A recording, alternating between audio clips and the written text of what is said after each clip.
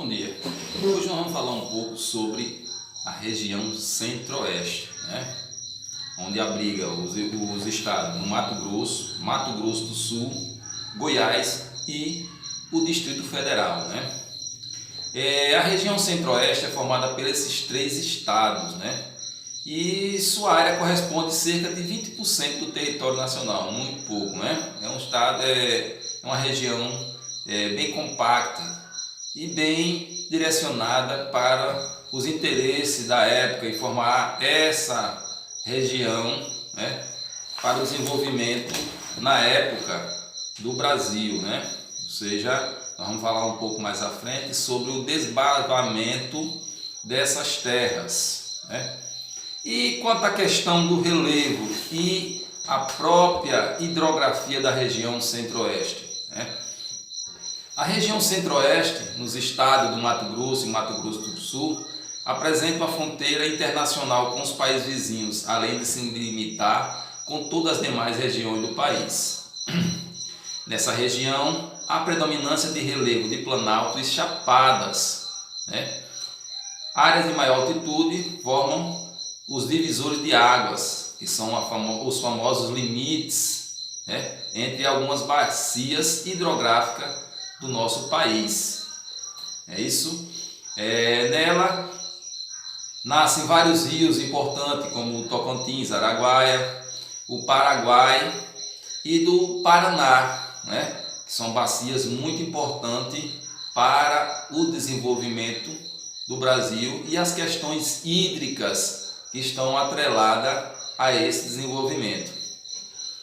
A extensa bacia do Paraguai abriga grande parte da região, como a planície do Planalto Mato-Grossense, caracterizando assim por áreas de altitudes baixas, recebe águas dos rios que formam os planaltos e nas chapadas da região.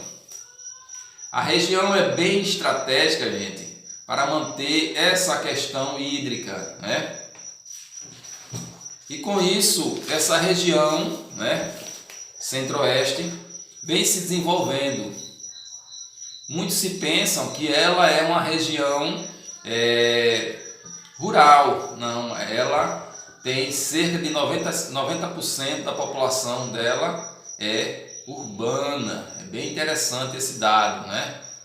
Onde se concentra boa parte da produção de soja e do próprio agronegócio, que está se concentrado bem forte nessa região, assim como a questão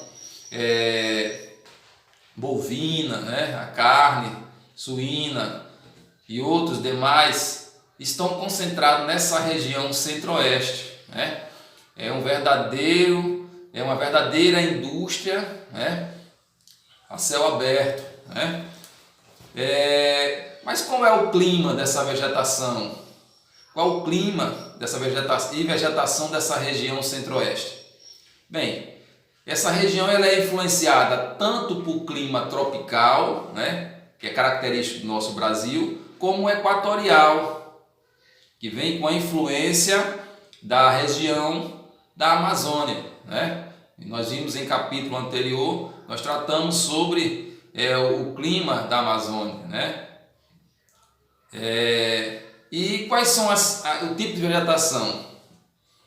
São as principais, ou seja, são as três principais, que são o cerrado, a floresta amazônica e o Pantanal, né? O Pantanal é característico como uma planície inundada, né?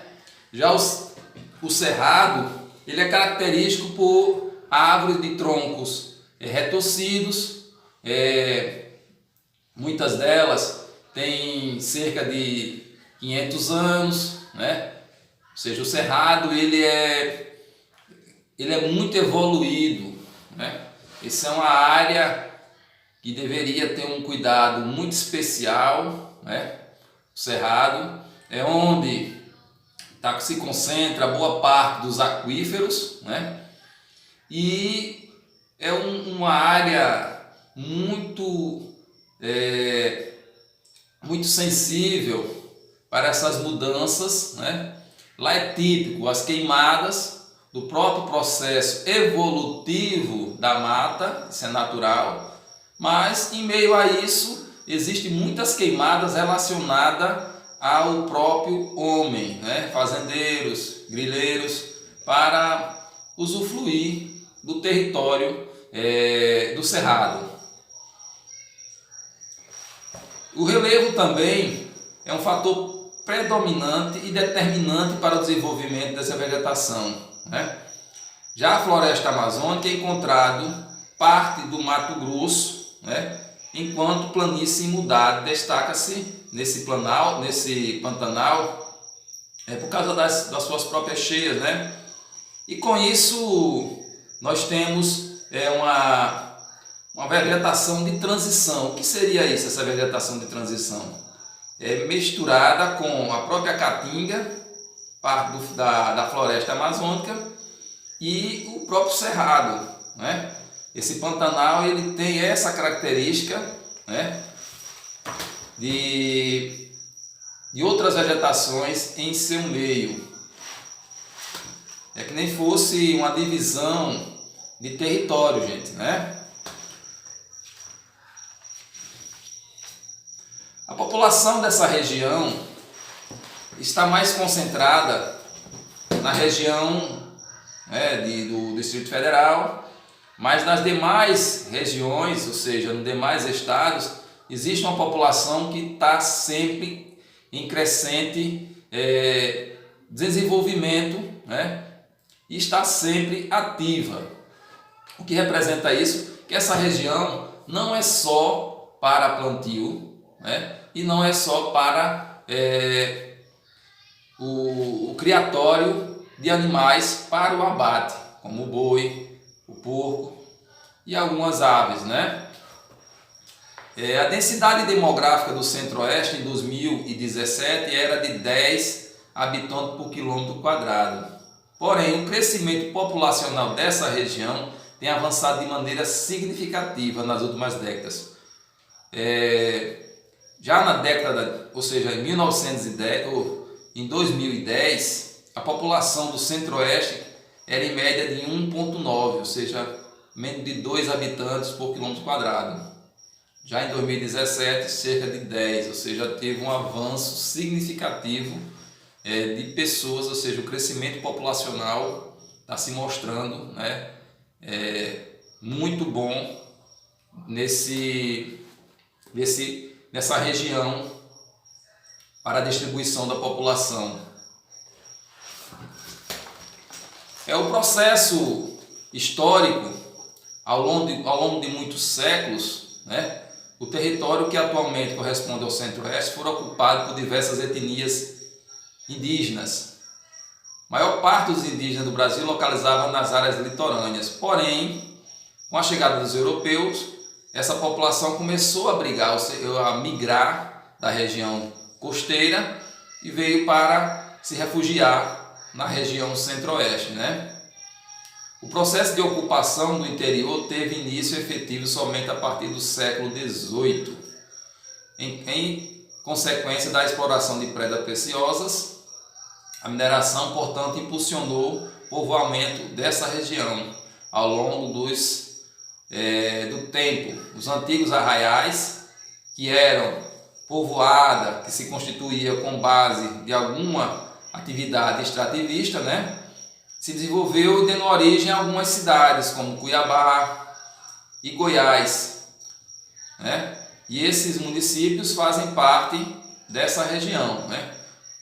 Com as jazidas bastante exploradas e a decadência da mineração no século XIX, a pecuária passou a ser uma das atividades mais lucrativas nesse período. Houve uma queda dos fluxos migratórios também nessa região, né?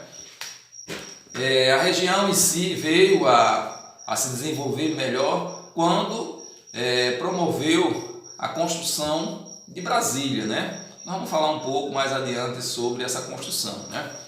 O desbravamento da região oeste, com o interesse de povoar as áreas do interior, o governo adotou uma série de medidas que viabilizavam ocupar esse território. Na década de 40, por exemplo, financiou a expedição Odocar Xingu, que tinha como propósito identificar as áreas ocupadas pelos indígenas e mapear a região central. Pretendia-se ampliar linhas de comunicação e abrir novos caminhos para a expedição. Foi uma das ações de um projeto maior chamado Marcha para o Oeste, que tinha a intenção de construir cidades planejadas e intensificar a exploração de recursos naturais, ou seja, controlar o povoamento do território. Essa questão de Marcha para o Oeste, ela trouxe consigo esse desenvolvimento, né? Mas em consequência com isso, muitos indígenas, muitas tribos indígenas deixaram de existir com o avanço dos portugueses, né? Com o avanço dos brasileiros em si, para essa região, houve muitas baixas no sentido dos índios para a ocupação dessas terras. Já com a construção de Brasília, por volta de 60, né? Juscelino Kubitschek fez a proposta de construir, né, Brasília, para incrementar o povoamento da região central do Brasil, né? Que estava, a capital, ela estava localizada no Rio de Janeiro, nessa época, né? E ele pensou colocar essa capital na região centro-oeste, no sentido tanto questão militar, né? Para se chegar, tinha essa dificuldade de passar por vários estados até chegar no centro, né? Centro do Brasil, assim também para aproveitar e povoar também essa região, que até então era pouco conhecida, né? Nesse período, outros investimentos ocorreram no Brasil, como a construção de novas rodovias, estradas, usinas hidrelétricas para fornecer energia às novas cidades e possibilitar a expansão da atividade industrial na região. Essa infraestrutura favoreceu a integração do Centro-Oeste com as demais regiões do país. Os financiamentos do governo para a produção agropecuária, a demanda por novos serviços para atender essa produção e a espera de prosperidade econômica da região atrai enorme fluxo de imigrantes que buscavam oferta de trabalho, o que ampliou a quantidade de habitantes. Sabemos também que essa região foi grande centro de nordestinos, né? Muitos nordestinos migraram para essa região à busca de novos momentos, ou seja, nova vida, nova questão de prosperidade na vida, arrumar emprego, criar sua família, de se desenvolver, né? Fugir então de algumas mazelas que a seca trouxe por esse período, principalmente na década de 70, né? Uma das maiores secas já ocorrida nessa região do Nordeste. O aumento da urbanização mudou as características da população antes predominante rural na região, né? A princípio, entre os anos 50 e 70, as melhorias nas condições médico-sanitárias contribuíram para reduzir as taxas de mortalidade e aumento de quantidade de habitantes. Essa foi uma das características que veio a impulsionar a região, né? A região centro-oeste tiveram alguns povos principais, mas existiram muitos índios nessa região, muitas tribos se destacaram, mas aqui nesse livro só fala em média de 4 tribos, que é o Caiagangue, Araqué, Funiô e o Quatô. Essas tribos, algumas ainda estão existindo nessa região.